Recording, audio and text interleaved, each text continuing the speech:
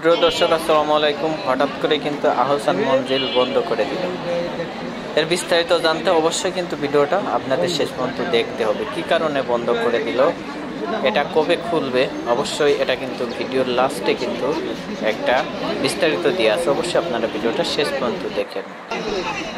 জনতা কিন্তু ক্ষুব্ধ, অনেকে কিন্তু হঠাৎ করেই ঈদ পরবর্তীতে এখানে ঘুরতে এসে দেখেছে বন্ধ। কি কারণে বন্ধ হলো, কারা বন্ধ করলো, বিস্তারিত জানতে অবশ্যই ভিডিওটা শেষ পর্যন্ত দেখবেন।